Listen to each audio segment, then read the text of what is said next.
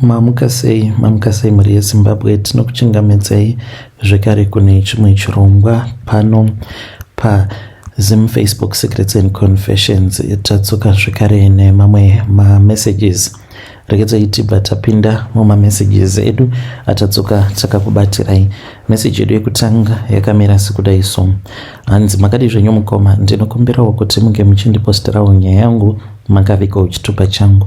Ininiwo mukoma, ndainge ndagara zvangu ndichinyumwa kuti vana avo vandiinavo nemudzimai wangu vose vari vatatu havasi vana vangu, nekuda kwekuti mudzimai wangu pane zvimwe izvo zvaakamboita patainge tiri kuhoneymoon. You won't even believe this story if I tell you. Takati tiri kuhoneymoon mukoma, then ndokubva tachizoenda kubar tikabva tachizonwa. Saka inini ndakati ndanwa kudaro, then I got so drunk. Takasara zvedu toenda kuroom kwedu, but we were totally drunk. Yaingovawo honeymoon, but tainge tiri vanhu vainge vakatanga kurara vose ever since we were still in high school. So zvainge zvisiri special zvekuti we were going to be surprised at each other nekuda kwekuti taenda kuhoneymoon. Saka we went and we drank, and then takazoti tichibvako kuba, mudzimai wangu ndakamuona kuti ainge aine umwe murume uyo waainge achiita naye masign achishandisa mahand signals. Saka doro ndopa rakatanga kupera mumusoro zvishoma nezvishoma, ndichizvibvunza kuti why is it my wife is making those hand signals nomumwe murume, but I was still a little bit drunk ipapo. So all along iye ainge achinyepedzera sekunge munhu ari kunwa, but already ainge atoseta up an appointment. Akaramba kutondiudza kuti nemurume iyeye chii chakaitika kuti vange vachizosvika pakutanga kutaura vega. Ndakazoti ndava muroom, mukadzi wangu akabva aenda akanogeza, and then I fell fast asleep maybe for about 5 minutes. Saka iye akangofungidzira kuti munhu atorara. Then that was when she went out. Mukomana she ndakamunzwa paainge ava kuvhara door. She tried to close the door softly, ndichibva ndachizomuka ndakamudongorera mukoma, and then I saw her, ndobva ndamutevera. It is just that ndakazongokasika zvangu nekuda kwepain, ndikabva ndamubvunza kuti uri kuenda kupi, and wakamira padhorani, because at that time she was already knocking on this other door and there was a gentleman that was inside. Ndobva ndamubvunza kuti ko padhoo apa pari kunoka uri kutsvakei? Akabva ati kwandiri ndiri kutsvaka makeys. She then said kuti ndiri kutsvaka makey. Iyoyo mukoma yakandishungurudza ikandibata, and pandakamubvunza kuti makey haana kukwanisa kunyatso kundibudira pachena kuti ainge achida makey. Saka we returned back from our honeymoon, but ndainge ndava munhu wekuti ndainge ndava nemastresses akawanda. Ndava kungogara ndichingozvibvunza kuti asi sei mudzimai wangu akaita zvinhu zvakadaro. So later on ndipo apo pandakabva ndachizomubata, ndakatomubata right handed pamba patainge tichigara. At that time tainge tisati tavawo nemari yekuti tinge tichitengawo stand yedu. Painge pari pamba painge pachigara CIO, aiva nemari dzake murume iyeye. I never thought kuti angasvika pakurarawo nemudzimai wangu, because ndaitomuona semukoma wangu, uye zvekare achitondipawo maadvices and achitondiudza kutoti kunyange kana ndainge ndiine kabusiness kandainge ndiinako aikwanisa kuzondibatsira, kana kuri kunzi kana that business iriri business rekuti I could make something out of it. So mukomana ndakabva ndachizobata mudzimai wangu red handed aine murume uya. Zvinova zviri zvinhu zvakandibata, handidi kukunyeperai. Ndakasvika pakupererwa ndikashaya kuziva kuti ndoita sei. Murume uya akandikumbira ruregerero, akabva anditi ndaisafanira kuti ndinge ndichizoudza kana ani zvake, because vaikwanisa kuzomukanganisirawo basa rake, because he was a well respected person in the community, munhu aitozivikanwa nekutobatsira vanhu. Saka iye akangoya kwandiri, mukadzi wangu ainge aripo, akabva ati very sorry, zvakaitika, but zvakaitika ndezvekuti mudzimai wako akandipawo pressure, akandikumbira mari. Ndamupa mari, akabva ati mari yekuti ange achindidzosera ainge asina chaaikwanisa kuti ange achingoita ndechekuti ange achindipa bonde, ende akaramba achindipa pressure kusvika as a man ndazoitawo give in. Saka akandikumbira ruregerero akabva anditi ainge achazondibhadhara, akandibhadhara. So handizivi kuti ndo zvakazopa mudzimai wangu here kuti ange achizoramba achingondihurira. So later on I discovered kuti mudzimai wangu, that was what she kept on doing. Ndainge ndava munhu wekuti ndaingogara ndichingomuvha from one house to another, from one house to another. And by the way, mudzimai wangu ndakasangana naye tiri kuhigh school, ainge achitori musikana aiva form 2, ini ndainge ndiri muform 4. So I really do not know kuti chii chaizvo chakakonzeresa kuti mudzimai wangu ange achizosvika pakuita zvinhu zvakadaro. She fell pregnant, the first pregnancy, the second and the third. Saka pavana vose mukomanashi avo vandaifungidzira kuti ndakaita nemudzimai wangu, pavana vose hapana kana umwe chete zvake mwana wangu. Iye zvake anofungidzira kuti handizvizivi. She thinks kuti everything is sorted out, but mukomanashi muchanzwa zvenyu kuti kunoku ku-UK kune muZimbabwean abura hombe. I'm telling you, zvaizvezvi handichatombotye kuti zita rangu nechiso changu handisi kutya kuti chinge chichizonzi chabuda kana pama-TV nemumapepa nawo, nekuti hombe yandiri kuda kuvhura tose tiri 4 tiri kufanira kuti tinge tichifa. Ko tinogoraramirei? Mukoma, it is not an easy thing kuti unotora mukadzi achiri form 2 moshingirira neupenyu kusvika iko zvinozvi mava nevana 3 tava kunokukumiri kwemakongwa, then you discover kuti pavana vacho vose ivavo vaonga uchiti vana vako, then you discover kuti vose hapana kana umwe chete zvake vaungati uyu ndiye mwana wangu. It is a betrayal of a lifetime. Dai hake akaita kana mwana 1 nechikomba ndoitawo vana 2 zvainzwisisika, but pavana vacho vose vari 3 poshaika kana umwe zvake. Nezera rangu ndinozvibvunza kuti nyange izvezvi kana ndikawanawo mukadzi wekuti ndichatanga kuti 1 naye kubuilda, kumwana wacho paachazosvika kana 3 years ini ndinenge ndava nemakore mangani. Ndaitoti ndainge ndakapedza nazvo ndichitoti ndatovawo nekadzinza kangu kandiinako, kana ndikafawo vana vangu vachandivika. But I discovered mukoma in a very painful way after ndaita ma-investigation angu ndiri ndega, ende zvekare the truth is in the pudding. Vana vose ava havasi vangu. Chandangouya kuti ndinge ndichizokuudzai chandiunza pano mukomanashi ndechekuti mudzimai wangu uyu nezvose zvaakandiita, kundiitira betrayal yekuzvara vana 3 nezvikomba, because ivo pavana vacho vose ava mukomanashi, vana ava havatori nawo ukama. Umwe neumwe anotoratidza kutoti ana baba vake, havana ukama kuna nababa, vangori neukama kuna amai, vanongosangana pana amai chete.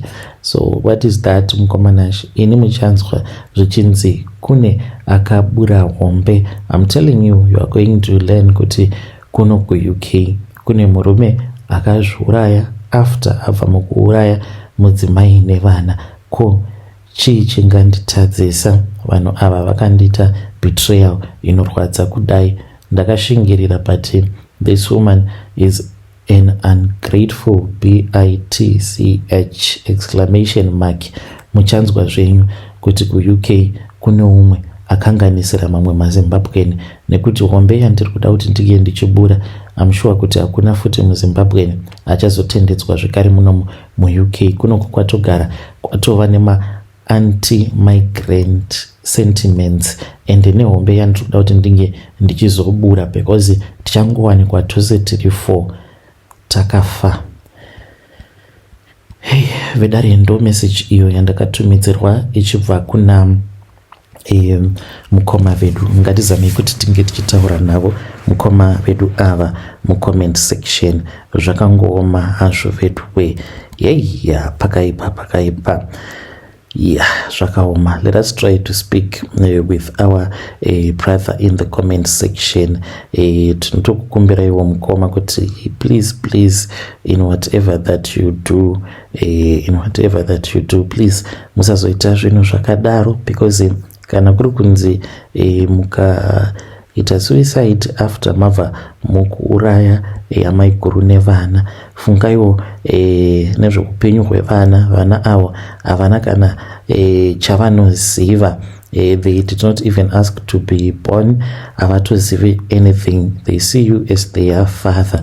You need to try to be strong. Hanzi namukoma vedu ava pandinomuka makuseni ndichingonzi ndamuka chete, ndinotanga kubatwa nechiveve nekuda kwepfungwa dzandinenge ndiinadzo. Kana ndikatarisa mukadzi nevana, hanzi ndinobatwa nechiveve, ndinenge ndichinzwa kuda kutodonera pasi nekuda kwedepression. Asi ngatitaurei navo. Kuuraya mukadzi nevana, muzviuraya, it is not a solution. Hongu zvamuri kutotaura ichokwadi. Munokwanisa kuzotokanganisira mamwe maZimbabwean zvichinzi kune muZimbabwean uyo akaponda mukadzi nevana akakomita suicide. Ngatisamei kuti tinge tichitaura navo mukoma vedu ava. Ivo vari kuti handisi kuda kana kutombozivikanwa. Vakashandisa namba dzemuno muSouth Africa. Vanoti vane shamwari yavo yavakangokumbira kuti inge ichivavhurira WhatsApp yekusouth, but vakatonditumidzira mapiki kurakidza kutoti variko kumhiri kwemakungwa. Zvakangooma hazvo vedu we. Let us try to speak with him in the comment section.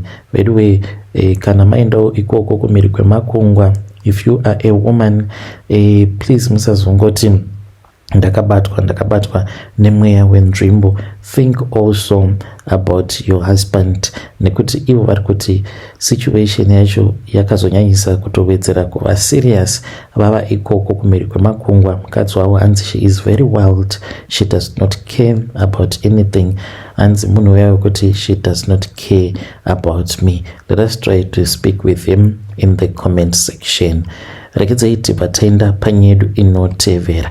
Nyedu inotevera yakamira sekudai so. Hanzi makadi zvenyu mukoma, ndinokumbirawo kuti munge muchindiposterawo nyaya yangu makavika uchitupa changu. Ininiwo mukoma ndiri mudzimai uye zvekare ndine makore 22 years ekuberekwa. Izvo ndo zvakaitika kwandiri. I really never thought kuti zvipoko zviriko, but zvipoko, I want to tell you kuti zvipoko zvitoriko. Izvo ndo zvakaitika mukoma apo pandakasangana nechipoko chaBernard.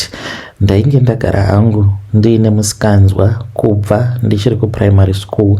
Ndakatanga kuita musikanzwa naheadmaster wepaprimary patainge tichidzidza.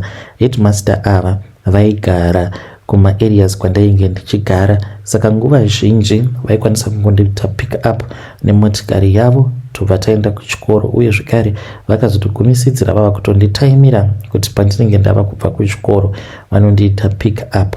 So ndainge ndagara ndiine body yekuti ndaitoita sekunge munhu atova muform 3 yet I was grade 7. So vakabva vachizondipfimba mukoma, but vakandishandisira mari. Vaindipa mari makuseni ega ega kudzamara tava kuzotanga kutodanana. Saka nguva zhinji taiti paya kana tichipa kuchikoro, dzimwe nguva vaikwanisa kungonditi delay, then tozobva pachikoro kunzi kwatosviba totsvaka hedu pekumbopaka motikari. Vakatanga nekundidyisa sikarudzi yavo, zvaitova zvinhu zvandainge ndava kunakidzwa nazvo tisingaiti bonde. Kudzamara vazoona kuti ndainge ndava ready, ndobva vachizotanga kurara neni. Saka ndakazova mwana wekuti ndainge ndisingachatonzwisisi zvachose, but ndaigona manje kupretenda. Then ndipo pandakabva ndachizotanga kuita zvekutengesa muviri wangu pandainge ndava kusekondary school. Vabereki vangu vachitofungidzira kutoti mwana akarara muspare bedroom. Ndainge ndakatenga hacksaw. Vabereki vangu pavainge vasipo ndobva ndachizocheka burglar bar. Saka burglar bar iri ndakaricheka in a way yekuti ndaiti kana ndava kuda kubuda ndaibhendesa simbi dzedze. Kana ndadzibhendesa ndobva ndabuda, ndobva ndadzitwasanudza zvekare, ndobva ndavhara window. Then ndobva ndaenda zvangu kubhawa, ndobva ndatonorara ndichitorara nemacustomers, but tichingoita zvemashort time. Ndobva ndachizodzoka zvangu kumba. Time dzandaiwanzokudzoka kumba kuma 2 am kana kuti kuma 3 am. Saka ndainge ndiri munhu ainge asingatombotyi zvachose. Then nerimwe gore mukomanashi ndakati ndaenda kubhawa. Saizvozvo ndaenda kubhawa, then kwainge kwakatodhakwa on that night. vanhu vainge vasina mari dzavainge vachitotiudza dzainge dziri dzekupenga. Saka ndakabva ndatotaura nefriend yangu ndikabva ndati iwe izvi zvevanhu vanotaura mari dzekupenga idzi dzema50 cent ka munhu achida kuzokuchovha zvema30 minutes for 50 cent ini handizvikwanise. Ndava kudzokera hangu kumba. Friend yangu akabva ati angatimboshinga, but naiye wakazoti let us go back home, because ndakazotopedzisira ndatorecruita umwe musikana wepanext door akazofa zvake neHIV. Saka takati tava munzira tava kudzoka, ndipo apo pandakabva ndachizongopikwa apo nemumwe murume uyu akangosangana nesu, but tainge tichiri padhuze nepamashops, tainge tisati tatombofamba kuenda kure. Ndopaakabva achizotimisa akati vasikana mirai ipapo, then ndokubva tamira paya. Akabva achizouya akabva ati imari iko nai girls. Ndokubva tachizomuudza kuti tainge tichichacha mari penight. Ndikamuudza kuti penight ndainge ndichida $25. Akabva ati chete. Ndikabva ndati hongu $25.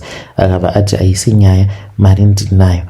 Akabva achizonditaritsa, akatondivheneka mukomana ainge aine chiredhiyo. Muna zvimaredhiyo zvimwe zvinofarirwa nemakorokoza, maziredhiyo anenge aine mazilight. Saka akatobatidza chiredhiyo chake cheche, ndokubva atonditocha inini muviri wose achiti tarisa uko tuone. Ndokubva aita saizvozvo zvekare kune friend yangu. Akabva ati ndikuda uyu, achireva inini. Friend yangu akabva anditi it's okay, endava kuenda kumbasha.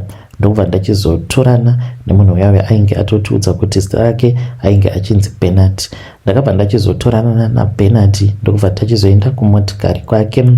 Akabva anditi ainge achida kuti tinge tichizoenda kumba kwake. Akandiudza kuti iye ainge achigara kudomboshava, but sezvo it was already late, taifanira kuti tinge tichizoenda kuParktown. So we then drove tichibva pamashops paZindoga tichiti tiri kuenda kuParktown kumba kwake. Mukoma tainge tava kutonakidzwa paya, music ichitorira chitondiudza kuti iye ainge ari mugorokoza. Handina kunge ndakaziva kuti munhu uyu chipoko, but achidhiraivha kudaro mukomanachi ndakatoona kuti direction iyi yatiri kuenda nayo norman, kana uchienda kuParktown unokwidza wakadai. Saka waizoiti tiri kudzika kuti unge tiri kuenda kuroundabout, but akangonditi this is the shortest way kuenda kuParktown. We drove mukoma for nearly about an hour. Ndikati ndikupi cheko kwatiri kumboenda, because we kept on driving and driving tisingasviki kumba kwacho. Then after about an hour ndipo paakabva achizoti tasvika. Ndikati ndikupi kokunoku, kumasaidi ekupi kuno, because mukoma ndainge ndisati ndakamboona saidi reParktown rainge rakanaka kudaro. Dzimba dzose mukoma ainge ari mazimansion, dzimwe dzacho mukoma aitoita sekunge mapalaces, makuriro ainge akaita dzimba idzodzo, ende dzimba dzose dzainge dzakanaka ari mamansion. Kuidzo motikari mukoma painge pakangopakwa motikari dzakanaka semotikari yainge achidhiraivha. Chakandinetsa mukoma ndechekuti motikari dzose muParktown dzainge dziri dzewhite, ende motikari dzose dzainge dzakaita kunge maBenz, but ainge asiri maBenz, but it was the same model. Ndikati kuseko vanhu vekunoku vachingodhiraivha motikari dzakafanana. Bernard akabva angoseka zvake. Ndikati uri kusekei? Akabva ati kwandiri uchazozvinzwisisa kana wafa. Paakanditi uchazozvinzwisisa kana wafa, hana yangu yakarova mukoma. Ndikashaya kuziva kuti ari kuda kuzama kuti kudii. Akatovedzera kuseka akabva ati ndakuudza wani kuti kana wafa uchazozvinzwisisa. Now it does not make sense. Mukoma handina kunzwisisa kuti ainge achida kuzama kuti kudii. Takazoti tasvika pamba pake mukoma painge pakanaka zvinengei. Ndaburuka mumotikari mukoma ndakatotsvedza ndikatopotsa ndadonha, because pavement yacho yainge isiri pavement yezvitina, asi pavement yacho rainge ritori granite rinoiswa pamatombstone. Saka ndakamubvunza kuti what kind of paving is this? Akabva andibata ruoko. Paakandibata ruoko mukoma ndakaita sekunge ndichatobatwa nefrostbite. Muviri wangu wose ndakanzwa ndichipindwa nechando. Matonhorero ainge achiita Bernard uyu ndakanzwa ice, kuita sekunge munhu andiisa ice paruoko, akabva anditi iwe unonyanyisawo kucherechedza zvakanyanyisa, handei mumba. Tapinda mumba mukoma, ndakamuti mumba muno muri kutonhora. Mukoma maita kutonhora zvokuti ndakatanga kugwagwadza tichita sekunge tainge tiri mufridge. Akabva anditi handei upstairs tinoita cuddling, unodzirwa zvamanje manje. We then went upstairs. Kungasvikika mukoma takafamba tigofamba, and from downstairs going upstairs ndikangoti steps acho maybe there were about 10 steps going upstairs, but pakafambwa mukoma kusvika ndava kudikitira. Chando chose cheche chandainge ndichinzwa chakasvika pakupera, iye ainge achingofamba ari kumberi kwangu. Mukoma takafamba tigofamba, pandakazoti iwe ko imba iyi imbori nemafloors mangani. Ndo patakagogaruka tatova mubedroom, because akangonditarisa akanditi tasvika. Ndobva tatogaruka tatova mubedroom, tarara pamubhedha paya. Bernard uyu ainge achingotonhora, mutumbi wake wose including sikarudzi yake chainge chiri chando, ndichingogwagwadza chete. Then ndipo apo paakazondipa mari, akabva anditi mari yatanga tawirirana uchinditi 25, ndafunga kuwedzera, ndava kuda kuti ndike ndichikupa iri $125. Ndo mari yaakandipa. That is the last thing that I remember. Pandakamuka mukoma to my surprise, ndakamuka ndakarara pamusoro peguva raBernard, name hidden. The surname has been hidden. Mukoma ndinokumbira kuti musazotaura nesurname yake, but first name it is okay. Ndakamuka ndikaona kuti ndainge ndakarara pamusoro peguva raBernard. Bernard uyu akashayika mugore ra2005, ndo zvainge zvakanyorwa patombstone rake. Bernard akashayika wainge uri musi wa11 June mugore ra2005.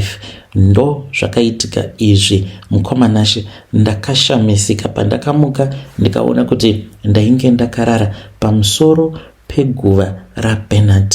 Kana mukaposta nyaya yangu mukoma, ndapota muzondisevesawo, ndichange ndichizotevererawo ndiri mucomment section.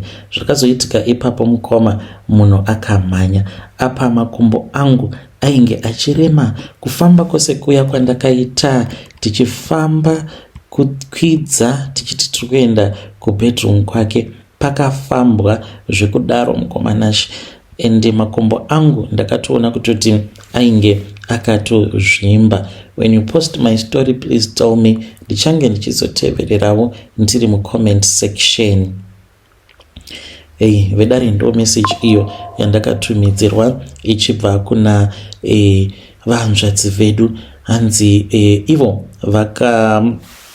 vakasangana nechipoko chakavakecha. Hanzi Bernard uyu vati akashayika mugore rani 2005. Bernard hanzi akashayika mainge muri mugore ra2005.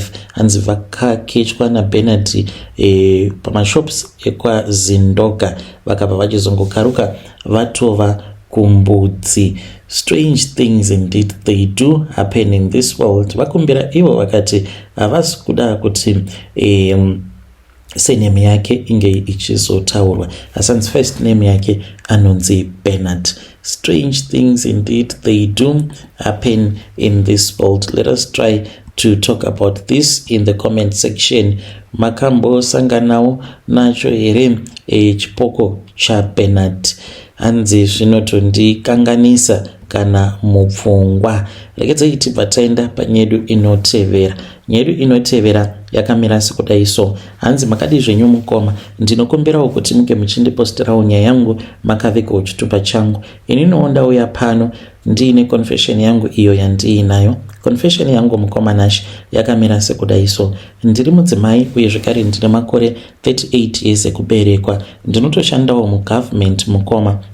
Asi kuti ndike ndichizosvika pakushanda mugovernment nemari yakawanda yandinowana, baba vangu vakatourayisa umwe ainge achishanda mudepartment umu mandava kushanda. Then ndokubva ndachizotopinda panzvimbo yake. Vanhu vazhinji vakatoshamisika kuti mwana mudiki kudai achangobva kuyunivhesiti ndiye ava kutonzi is our senior manager. Asi pakashanda mushonga zvinhu izvi zvakaitwa nevabereki vangu zvava kundikanganisa. I never asked them to do what they did mukoma. Ndiri kutambudzika kutaura kudai, handina mwana, kunaka ndakanaka. Murume wose wandinenge ndava kudanana naye, murume uyu anodzoka kwandiri obva andiudza kuti ane chipoko icho chaanoona, asi zvinhu izvi zvinoitika akarara. Pane murume uyo anouya kwaari achimuudza kuti siyana nemukadzi wangu. Saka murume uyo akaurawa nababa vangu naamai vangu